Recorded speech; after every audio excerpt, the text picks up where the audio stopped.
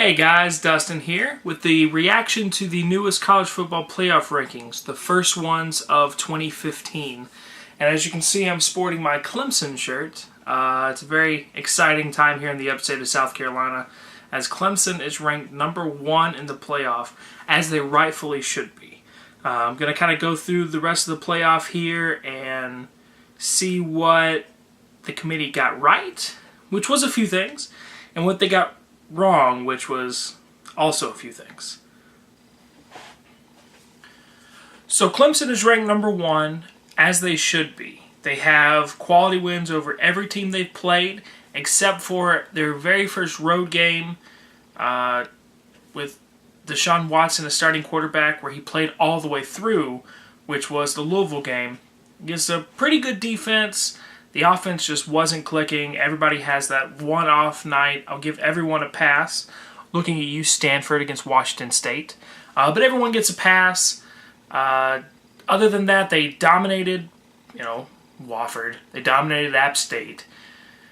They dominated Notre Dame and only let Notre Dame come back in that game in the fourth quarter because of their conservative play calling on offense. Considering the rain, they didn't want to turn the ball over, and Notre Dame capitalized on that finally after they got some traction going at the beginning of the fourth quarter. The rest of the games, 58-0 against Miami.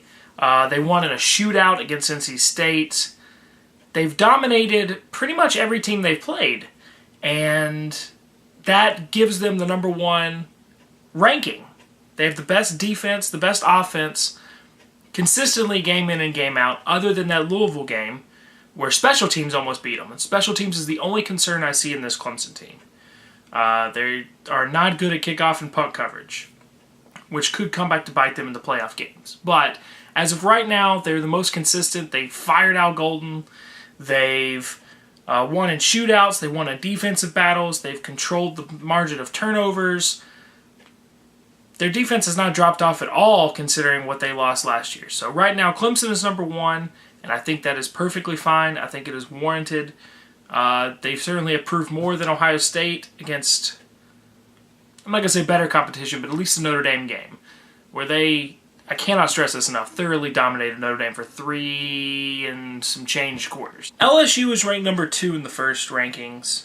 That's something that I don't have a personal problem with. A lot of other people think that there's SEC bias. There is, to a certain degree, pushed by the 4-letter network, but LSU has convincing wins over, well, okay, not that many people, but they traveled to Syracuse, which is a weird road game for LSU to go to. Looks sloppy, but they have the best player in the country in Leonard Fournette, so they won. They pulled out on the last-second field goal miss by Mississippi State. Looking at their schedule here, they beat a South Carolina team that had to travel to Baton Rouge because of the floods. It was supposed to be a home game for South Carolina, but it wasn't. Their biggest win, undoubtedly, was against number 8 Florida at Death Valley in Baton Rouge, because Florida even now is still ranked in the top 10. So that gives Clemson and Notre Dame the only wins over current teams ranked in the top 10 in the newest playoff. So that's probably why they're 1 and 2. I have no idea if the committee worked their way backwards from 25 to 1. Knowing that they were going to put both teams in the top 10, but they are. So right now, LSU still has a lot to prove, and they will basically do all their talking Saturday against Alabama when they travel to Tuscaloosa. Plus, they still have a road game against Mississippi and a home game against Texas A&M, which are ranked 18th and 19th respectively in the poll. Plus, if they beat Alabama and they beat Ole Miss, they will play a top 10 Florida team for the second time in the season, and that'll come in the SEC championship game. So you would have wins over Alabama, 2 over Florida, Mississippi on the road, A&M at home, Mississippi State at home, which could be ranked at the time. You destroyed a pathetic Auburn team. You destroyed a pathetic Carolina team. You have to put LSU at number 1 at that point. So win against Alabama, they're in the SEC championship game. Basically, guarantees them-ish a spot in the playoff with no Will Grier starting at quarterback in Florida. Number 3 is Ohio State. I don't really have a problem putting them there. I do not think... Let me just put it this way. I do not think as of 2 weeks ago they were the best. They were in the top 3 of teams in the country. Let's take a glance at their schedule real quick. At Virginia Tech, that's a game they were losing at halftime. Versus Hawaii, 38-0. That score indicates that the game was further away than it actually was. They had to come from behind to beat Northern Illinois, 20-13. They beat Western Michigan 38-12. At Indiana, 34-27. Indiana always plays Ohio State tough, but still. At home versus Maryland, 49-28. Maryland scored 28 points on them. But they scored 49. So, finally, the last 2 games, they've started to look like the team kind of they were last year. So they had 38-10 win over Penn State, and then that dominating 49-7 win over Rutgers. And that was at Rutgers, for whatever that matters. The meat of their schedule and the rest of the Big Ten and the Big 12 both put all of their games at the very end of November, which is great for us, but it's terrible for them because they are setting up the biggest doomsday scenario that their conference can possibly do. But that's enough for another video. But their next 4 games is Minnesota, at Illinois, Michigan State, at Michigan in the Big House. And then probably Iowa in the Big Ten championship game. A team who will be ranked in the top 10 at that time. So, win out and you're in. I don't see any problem with them or Michigan State doing that. Do not have a big issue with them being number 3 right now. They are the defending national champions. Not that that's supposed to matter. It does. They haven't lost a game in forever. They're starting to make some headway and pulling away from teams that they're supposed to be beating. They kind of got things rolling in that Penn State game. And they have a statement to make this Saturday against Minnesota, a team that Michigan had to do a goal line stand to beat. So if they can look convincing against Minnesota, for whatever that's worth, I think they'll start being on the trajectory of staying in the playoff. So number 4 in the college football playoff rankings goes to Alabama. And I must admit, while I'm wearing this very spiffy-looking Clemson shirt, because I am a Clemson fan since birth, my dad has had season tickets forever, I must confess that I graduated from Alabama, that it is my alma mater, and I love it so, so, so much. With that being said, it is with a heavy heart that I must say that Alabama does not belong at number 4 in the rankings. That probably should go to Baylor, as most have been saying. Alabama is there because they're Alabama. Alabama's there because of the name. They're there because of the bully beatdown they put on Georgia. They're there because they beat, at the time, a ranked Big Ten team, for whatever that counts. They lost to Mississippi when they turned the ball over 5 times, gave Mississippi 24, sounds weird to call them Mississippi, doesn't it? Ole Miss. Give them 24 points off turnovers and still was driving in the 4th quarter to win at home. So far they have not separated themselves against Tennessee.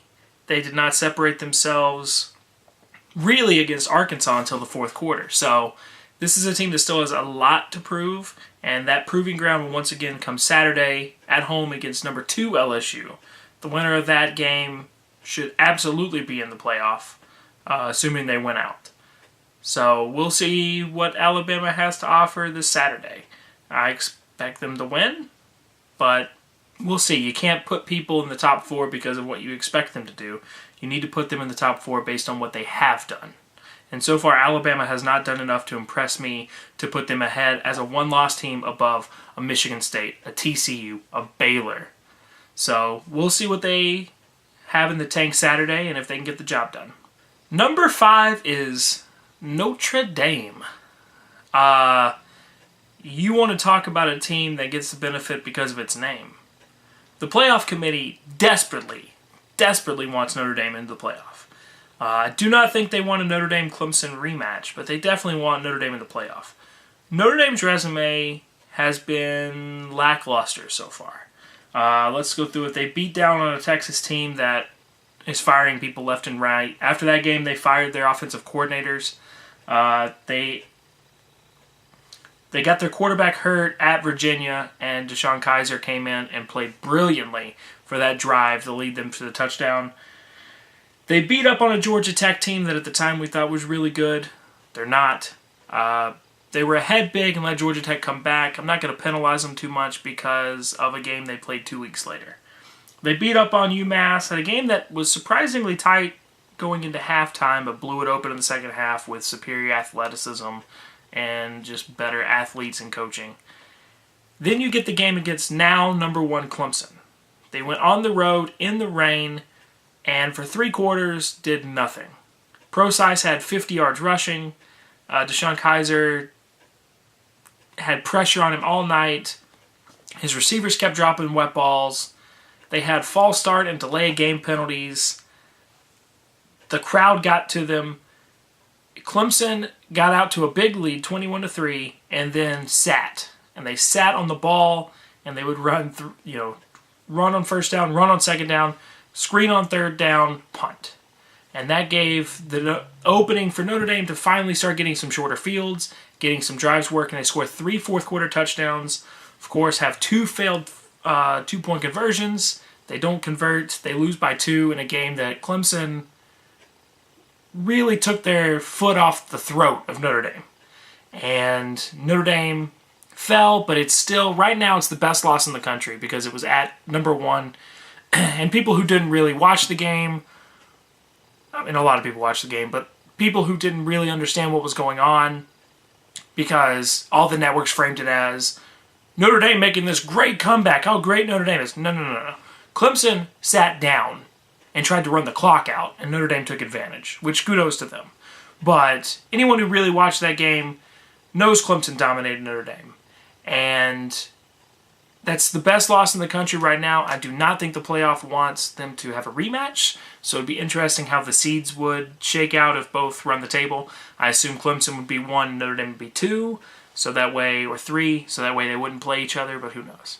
But right now, Notre Dame is 5. I have no idea how you justify putting them in over Baylor, over TCU. It's the same argument as Alabama. How you put them that high when they had to beat, a very good Temple team, but they had to come from behind and hold off to beat Temple. That's their best win of the season is against Temple. Now we get to the 6th-ranked Baylor Bears, harbors of rapists. Good times to be a Baylor Bear. You got left out of the playoff last year because you didn't have a conference championship game, and you were considered co-champions, even though you were the conference champion. If Florida State and Clemson both finished with 1 loss in the division, but Florida State beats Clemson, guess who the division champ is? Florida State. So Big 12, you messed up big time. And that is going to penalize you again this year. You know what else penalizes you, Baylor? Having non-conference games against Lamar. And SMU with a first-time coach. That's a rivalry game. I guess you can't say too much about it. You have beaten nobody so far. Your schedule has been basically, other than West Virginia, you've been a JV schedule. Your schedule is SMU, Lamar, Rice, Texas Tech, a team that almost took out TCU, and you beat them down pretty good. So that's a good win.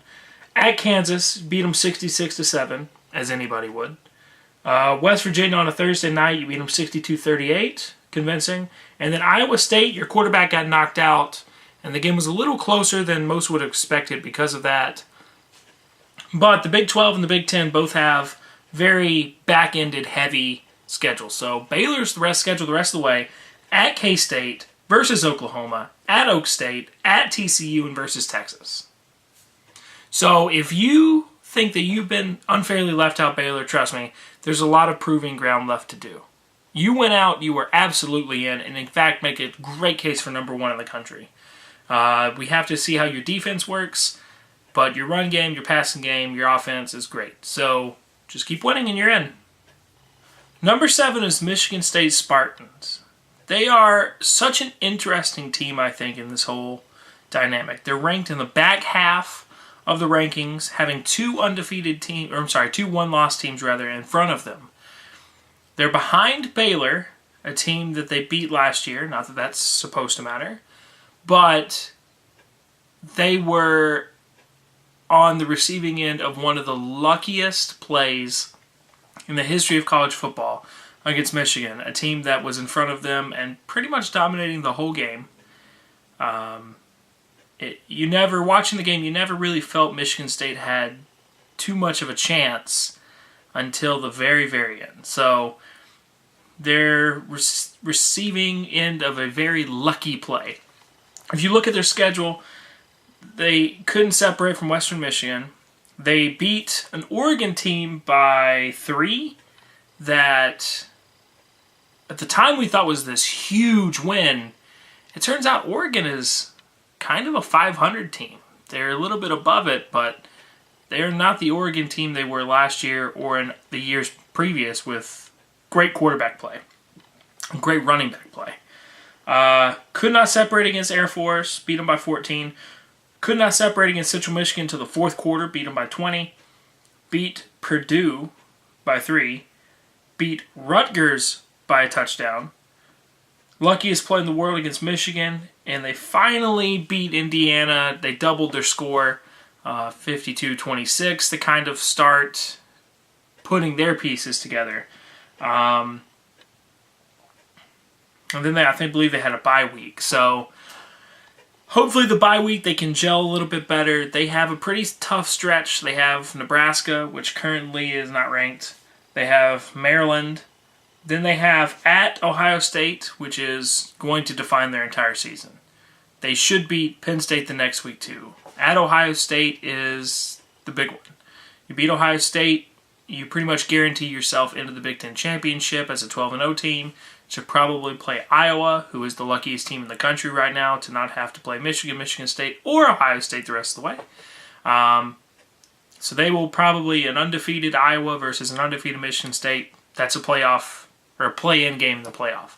So number 7 Michigan State, a little lower than you would expect, but it just shows the committee just did not have a whole lot of respect for what they have done or not done so far, and by putting opponents away, margin of victory, that kind of a thing. Number 8 is TCU. This is another team that benefited from an awful September and October schedule, but will benefit mightily from a November schedule. Last year they were left out, I believe, based on what I saw on the field, they should have been in. They had the loss to Baylor, which to me was a tiebreaker, and I would have actually put Baylor in. But as far as looking at the way the teams played, you can't tell me TCU and Ohio State were not the 2 best teams last year. I said that weird. Their schedule at Minnesota, win, fourth quarter game. Stephen F. Austin, dominate. SMU, mostly dominate. Texas Tech, how big was that catch in the back of the end zone? Unbelievable. Dominated Texas, should have shut them out 50-0. Beat Kansas State on Trevon Boykin's just amazing play. He took that game over in the fourth quarter and willed them to win in a game they really shouldn't have. And it was a game that I actually was surprised their defense gave up as many points as they did to K-State. At Iowa State, wasn't really close. At West Virginia on a Thursday, wasn't close. The rest of their schedule, Oklahoma State this weekend in Stillwater. Oklahoma State this weekend in Stillwater. I believe they'll win, but it'll be a tough out. And they'll knock Oklahoma State from the unbeatens and knock them basically out of this whole discussion. Then they have Kansas at home, which is, I can't stress enough how big of a pick'em game that is. And I mean that from TCU, not a betting way. TCU can literally pick their score, offense and defense. If they want to beat Kansas 50-0, they can. If they want to beat them 77-14, they'll let them do that too. You can do whatever you want. At Oklahoma, and then at home in the big one versus Baylor. I believe that's the day after Thanksgiving. So you want to prove yourself? Oklahoma State, Oklahoma, and Baylor are sitting there. And you have a bye week against Kansas in there as well. So yeah, TCU, go prove it. You don't want Notre Dame or Alabama to be ahead of you with one loss. You don't want to be behind Baylor. Go prove it. You have an excellent chance. So I would have put TCU a little higher than 8th, but the best is yet to come for them. At number 9, we have Iowa, which is really interesting to me. I think they're the most interesting team in this whole kit and caboodle. If I'm being completely honest with you, I keep forgetting they're unbeaten. I could have sworn to you they lost earlier in the year. The reason I keep forgetting they're unbeaten is because they are the most under-the-radar team in college football right now, which I'm pretty sure their players and coaches don't mind. I'm sure the fans do. I'm sure the fans are very upset. But they benefit from being in the weaker division in the Big Ten. They don't have to play Michigan. They don't have to play Michigan State. They don't have to play Ohio State. I can't believe how lucky that is. They have every opportunity in the world to go undefeated for the rest of the regular season and meet one of those teams in the Big Ten and anything in Big Ten Championship, and anything can happen in one game. So their schedule, Illinois State, whatever, at Iowa State, 2-touchdown win, versus Pittsburgh, a field goal win. Pittsburgh is currently in battle for the top of the Coastal Division that they won't win. But they're battling for that. North Texas, they won. An ugly game against Wisconsin, they won. A ranked Wisconsin team at the time. Beat Illinois by 9. At a ranked Northwestern team, they won. They beat up on Maryland. The rest of their schedule is at Indiana versus Minnesota versus Purdue at Nebraska. All very winnable games. They'll probably be favored in all of those, especially with the top 10 ranking in the playoffs' eyes, in the committee's eyes. I expect them to go 12-0. They're number 9. Are they better than Florida?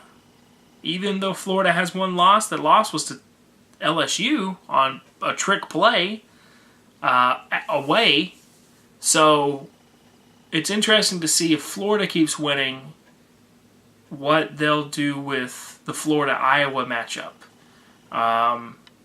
Big Ten got a lot of teams at the top right now, and they'll all kind of beat up on each other. So we'll see how that shakes out. All right, I'm going to go down the rest of the rankings. I'm sure you can make some really big arguments about where some of the places are. It's still the first ranking. It doesn't matter.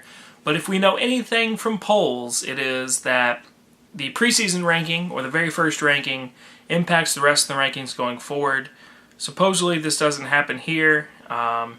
I believe the committee, because they had TCU at 3 last year and they beat Iowa State 55-0 and then got pushed to 6th all of a sudden after doing nothing wrong. So I believe them. If we go down the rest of the listing, you got Florida at 10. Okay. One loss Florida. The only losses to now number 2 LSU by 7 points. That's fine. Number 11 is Stanford. Their only loss was the very first game of the year against a pretty good Northwestern team where they didn't score a touchdown. That will haunt Stanford forever. Number 12 is a Utah team that had everything going for it. The only undefeated team in the Pac-12. And then they got blown out against USC after throwing all those interceptions. The committee obviously does not have very much faith in Utah. They lose one game and they're behind all these other one-loss teams. It's interesting who they're in front of. Number 13 is Memphis, who beat Ole Miss, who people are in doomsday scenarios saying that they could end up beating the SEC champion. Mississippi is absolutely losing another game, but right now they're number 13. Number 14, another undefeated team from a Power 5 conference this time in Oklahoma State. They're a team that beat Texas. They still have to play Oklahoma, TCU, and Baylor also in November because the Big 12 knows exactly what it's doing when it schedules teams. And behind them is their arch rival Oklahoma, sitting 1 loss to Texas, which is still kind of an inexplicable loss. It wasn't even really close. Texas dominating that game for most of the way. Rounding out the rest of it, you have 16, Florida State, who will play number 1 Clemson this week. They are not the same team from last year. They have to rally to beat Wake Forest. They have to they're not the same team. Last year they would get down big in the first half and come back and fight them off. This year they're kind of fighting fist against fist the whole game against Syracuse and whoever else is in the ACC right now. 17 is Michigan. 2 losses. Best 2-loss team in the country. Losses at Utah, which looked a lot better when they were ranked 3rd in the AP poll, but now they are, 12th behind Stanford. They're not even the highest ranked team in their conference. And then the Miracle in the Big House against... Miracle in the Big House? Is that? I feel like that name's already taken. But Miracle in the Big House, the kick 6, a new way to do a kick 6 against Michigan State in the luckiest play of the season.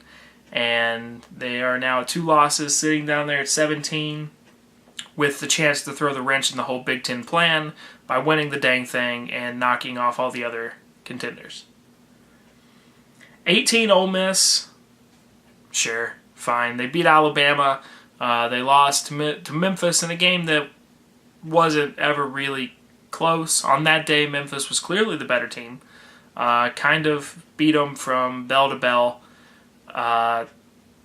Still have to play LSU. Beat up Texas A&M, who's right behind them at 19. Still have to play Mississippi State for whatever that's worth. And then maybe a SEC championship game against Florida, but we'll see. Number 20 is Mississippi State.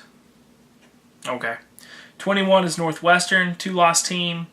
Beat Stanford, and that's probably what's keeping them in the standings right now.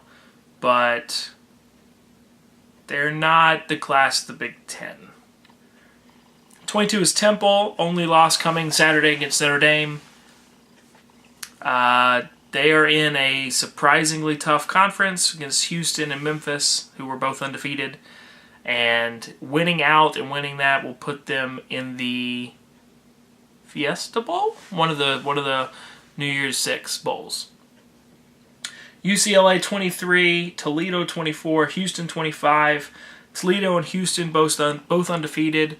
Kind of surprised Houston is 25. Expect them to be a little bit higher. They have wins over Louisville and shutout win against Vanderbilt, which not any other SEC teams can say. So that's the top 25. That's my reaction to it. It's still very early. I know this is kind of a lengthy video, but it's still a little early to be making grandiose projections. We'll know a lot more after this Saturday, because this Saturday, basically the ACC Coastal will be decided. It's North Carolina and Duke playing a two-loss Duke team, won't win it. North Carolina's already beat Pitt, which is the big contender. They've already beat Georgia Tech. So basically, if North Carolina beats Duke, they'll wrap up the Coastal. The winner of Clemson-Florida State will wrap up the Atlantic. The ACC championship game will be set. The SEC West will essentially be set at LSU and Alabama game. Even though Ole Miss technically has the tiebreaker over Alabama, I do not expect Ole Miss to win out the rest of the way, and all they have left is conference games.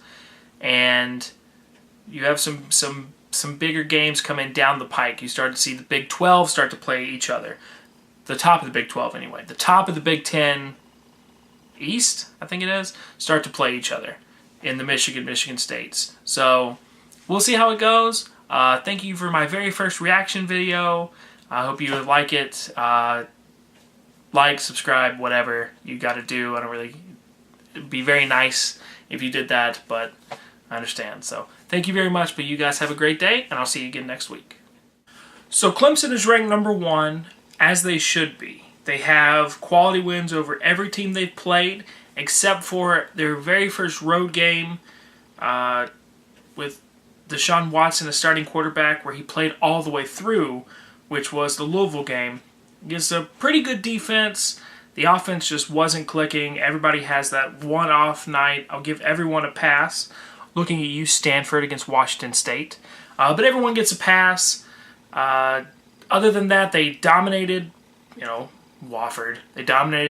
Hey guys, Dustin here with the reaction to the newest college football playoff rankings, the first ones of 2015. And as you can see, I'm sporting my Clemson shirt. It's a very exciting time here in the upstate of South Carolina as Clemson is ranked number 1 in the playoff, as they rightfully should be. I'm going to kind of go through the rest of the playoff here and see what the committee got right, which was a few things, and what they got wrong, which was also a few things.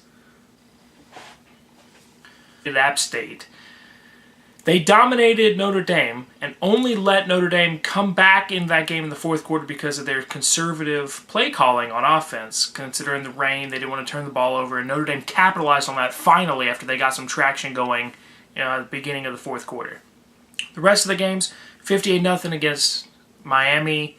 They won in a shootout against NC State. They've dominated pretty much every team they've played, and that gives them the number 1 ranking. They have the best defense, the best line. I think it is warranted.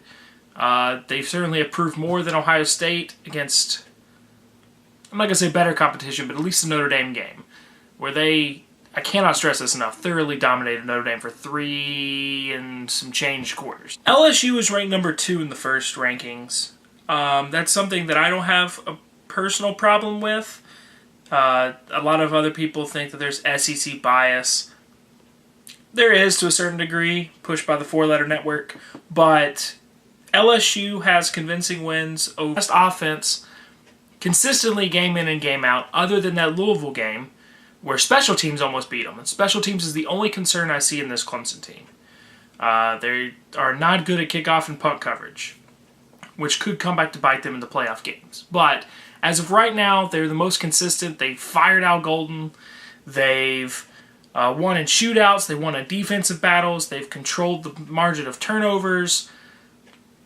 Their defense has not dropped off at all considering what they lost last year. So right now, Clemson is number 1, and I think that is perfectly fine.